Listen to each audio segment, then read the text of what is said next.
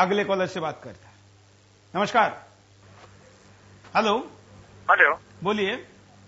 मैं जेपी पांडे वाराणसी से बोल रहा हूँ। बोलिए पांडे जी। आपका प्रश्न है क्या जेल में बंद नेताओं को लाइव किया जाए? बिल्कुल। प्रश्न आपका बिल्कुल सही है। डर मुझे इस बात का है कि इस तरह का सच सामने रखने पर यह सरकार आधी रात को लाठी और डंडे बरसाती है। बिल्कुल। लोग ऐसा समझते हैं इस भ्रष्ट तंत्र में जेल कोई व्यवस्था नहीं है। इस भ्रष्ट तंत्र में जेल एक ससुराल है और लोग ससुराल का सफर करने के लिए जाते हैं। कुछ दिन पहले हमने देखा था आज तक पे कि कनी मोदी के जेल जाने के बाद और ए राजा के जेल जाने के बाद वहां मीनू में परिवर्तन कर दिया गया और वहां पे इडली डोसे बनाए जा रहे हैं। यदि सरकार इतना साहस रखती है तो यह सच जनता के सामने लाइव क्यों नहीं दिखाती है? बिल्कुल। और आपके लिए बताता हूँ, ऐसा करती है तो निश्चय ही व्यवस्था में ट्रांसपेरेंसी आएगी। बिल्कुल। अपनी घबराएंगे और लोगों में भ्रष्टाचार के प्रति एक डर पैदा होगा। बिल्कुल। पांडे जी, आपको पता है कि इस देश में एक कैदी के लिए अमाउंट तय की गई है कि महीने में वो कितना खर्च करेगा। सुरेश कलमाड़ी के लिए वो समय सीमा बदली गई और 4 गुना ज्यादा वो खर्च कर सकता है अपने ऊपर। ये तय किया गया। क्यों? क्योंकि सरकार इसमें इन्वॉल्व है।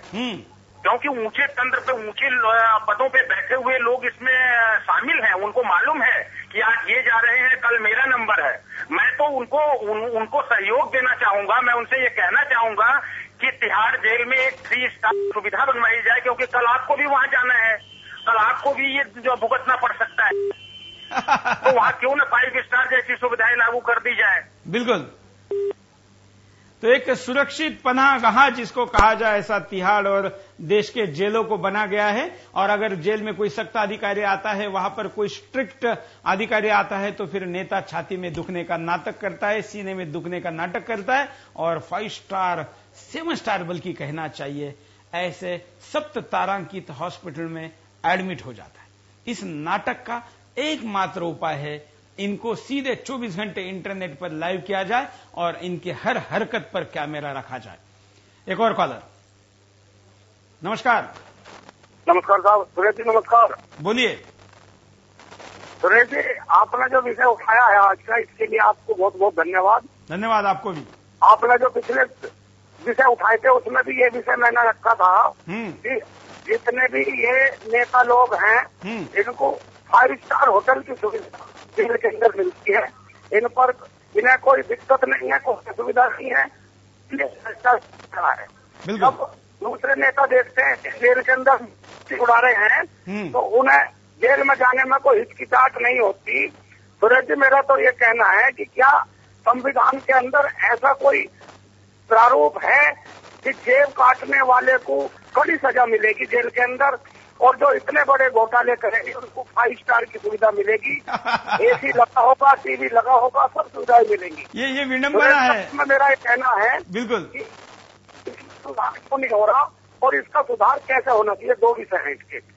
सुधार तो सुरेश जी इसका इसलिए नहीं हो रहा कि जो सरकार है उसको ऐसे ही भ्रष्ट नेता बचाए हुए हैं। यदि इनको सुविधाएं नहीं मिलेंगी, आप सुविधा सरकार बंद कर दो, तब सरकार गिर जाएगी। तो इन लोगों को सरकार बचाने का डर है, देश की कोई चिंता नहीं है। एक तो विषय ये। दूसरे का उपाय ये होना चाहिए कि जिस तरह से छोटे से छोटा अपराधी भी जेल के अंदर बंद है, उसी तरह से इनको भी बंद करा जाओ, इनकी सब सुविधाएं बंद हो जाओ। और दूसरे नेताओं को जब ये दिखाई देगा कि जेल के अंदर जेल की तरह से रहना होगा तो भ्रष्टाचार बंद हो जाएगा। और ये जब होगा जब अपने चैनल वाले भी निष्पक्षता से काम करें। अपने चैनल वाले भी छोटे से अपराधी को हाईलाइट करते हैं और ये इतने बड़े नेता जेल के अंदर होते हैं, इनको इतनी सुख सुविधा देते हैं और कोई सा भी चैनल इसे हाईलाइट नहीं करता। लेकिन सुदर्शन, जेल के अंदर भी इन्हें घर से ज्यादा सुविधा मिल रही है, इसलिए हम देश का हर नागरिक इसके लिए दोषी है। लेकिन सुदर्शन तो हमेशा ऐसे मुद्दों को आपके सामने लेकर आता है। सुदर्शन तो इसके लिए धन्यवाद का पात्र है कि जितने भी देश के विषय में विषय हैं उसे आप लोग उठाते हैं। इसके लिए तो आपको बार बार धन्यवाद कि आप लोग बिल्कुल भी किसी भी तरह की दिक्कत नहीं मानते, जबकि इस तरह के विषय को उठाने में आप लोगों को पता है कि सरकार आपके भी खिलाफ हो सकती है, फिर भी आप बधाई के पात्र है कि इतने बढ़िया विषय को जनता के सामने रखते हैं। धन्यवाद। क्योंकि हमारा स्टेटमेंट है, हम कहते हैं कि केवल चैनल नहीं देश नंबर 1 बनाना है। सारे चैनल अपने आप को 1 नंबर बनाने के लिए लगे हैं, लेकिन हमारा मिशन स्टेटमेंट है कि केवल चैनल नहीं देश नंबर 1 बनाना है। अगर देश का नंबर पिछड़ जाएगा और हम आगे चले जाएंगे तो कोई फायदा नहीं, इसलिए किसी का भी डर नहीं है, बात सच्चाई की कहनी है और आपने केवल साथ देना और हिम्मत दिखानी है। अगले कॉलर के साथ बात करते हैं। बोलिए। नमस्कार। नमस्कार, मैं संतोष कोलों पुणे से। बोलिए संतोष जी, क्या कहना है आपका? मेरा कहना ये है कि जो आपने जो हेडिंग लिया है आज टॉपिक, क्या जेल में बंद नेताओं को लाइक किया जाए, ये इससे मैं सहमत नहीं हूँ। क्योंकि जो जेल में बंद होता है वो कैदी होता है, जिसको क्रिमिनल कहते हैं। हाँ। तो फिर नेता कहाँ आ गया? ये नेता जैसा शब्द उसको लगाने की जरूरत नहीं, वो कैदी हुआ फिर। बिल्कुल सही है, लेकिन नेता भी कैदी कोई ज्यादा फर्क नहीं रहा क्रिमिनल और नेता शब्द में। बात तो फिर भी ठीक है, थोड़ा क्रिमिनल लगाना चाहिए था तो कुछ ज्यादा ही अच्छा रहता है उनके लिए भी। नहीं तो फिर वो भी सोचते हैं कि मुझको, मैं तो नेता अभी भी हूँ तो फर्क कुछ नहीं रहेगा, फिर चाहे नेता हो चाहे क्रिमिनल हो। दूसरा मेरा कहने का मतलब ये था कि जो गोपनीय कानून जो अंग्रेजों के जमाने का चला आ रहा है, सबसे पहले तो वो खत्म किया जाए, क्योंकि जो ट्रांसपेरेंसी होना चाहिए। अभी तिहाड़ जेल में क्या हो रहा है सबने देखा, वो हर जेल में होता है, वो अकेला तिहाड़ जेल नहीं है। हाँ। और बाकी जो जैसे मैंने पिछली बार बोला था कि जो छोटे मोटे जो कैदी होते हैं उनको 3rd डिग्री टॉर्चर दिया जाता है, और जो वीआईपी कैदी होते हैं वो आप दिखाई रहे हो क्या हो रहा है उनके साथ। बिल्कुल। तो जो जज जो है जजमेंट देता है, इसको सजा होनी चाहिए, क्या वो ये नहीं बताता इसको ट्रीटमेंट कैसा दिया जाना चाहिए? करोड़ों रुपए घोटाला करने वालों को कैसा अलग वीआईपी ट्रीटमेंट, और छोटा मोटा जो होगा उसको 3rd डिग्री टॉर्चर, तो ऐसा क्यों होता है भेदभाव? बिल्कुल सही सवाल है आपका, और इस सवाल का जवाब सरकार को देना होगा। धन्यवाद कॉल करने के लिए। हमारे कॉलर ने बड़ा खूब कहा है कि जेब कतरे और साधारण कैदी जिसने बहुत छोटा सा गुनाह किया है उनको यातनाएं दी जाती है, और जिन्होंने 2.25 लाख करोड़ का घपला किया है, देश का नाक काटा है और नाम खराब किया, ऐसे व्यक्ति को वीआईपी सुविधा दी जाती है। इस पर हमने सोल्यूशन निकाला है कि इनको इंटरनेट पर लाइव किया जाए और इनके पल पल के सारे हलचलों को कैमरे में कैद किया जाए। क्या है आपका कहना? आप हमें अपनी प्रतिक्रिया दे सकते हैं। कॉलर से बात करते हैं, उनकी राय लेते हैं। नमस्कार। हेलो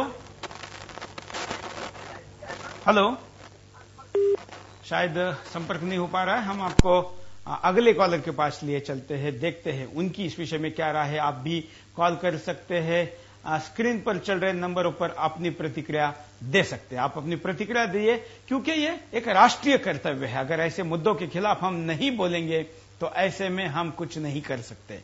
एक और कॉलर से बात करते हैं। चलिए अभी हेलो, कॉलर से बात करने के पहले हम आपको एक फिल्म का शॉट दिखाते हैं, जिसमें देखिए कैसे जेल में बंद रहकर एक एमएलए अपनी राजनीति और गुंडागर्दी दोनों चलाता है।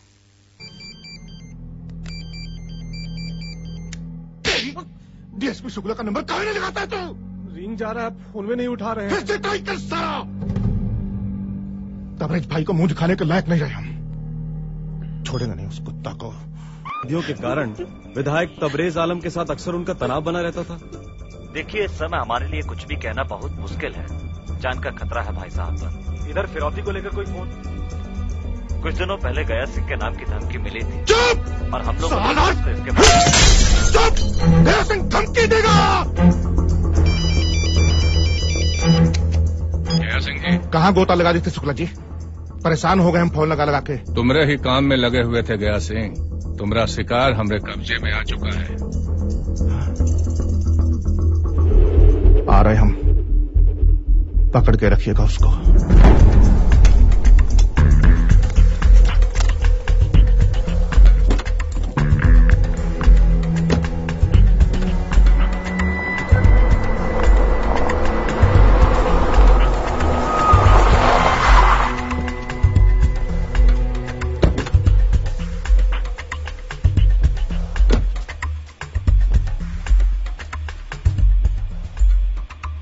किसी को मारने के लिए इतना तड़प तो आज तक हमारे कलेजा में नहीं हुआ शुक्ला जी।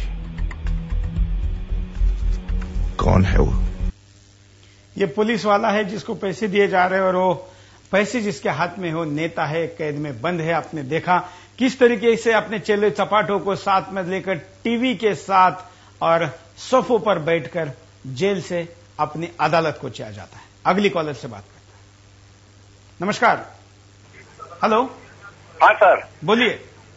हाँ नमस्कार सर। नमस्कार, बोलिए। सबसे पहले तो मैं आपको इस चीज के लिए, इसके अभिनव प्रयास के लिए धन्यवाद देना चाहूंगा सर। धन्यवाद।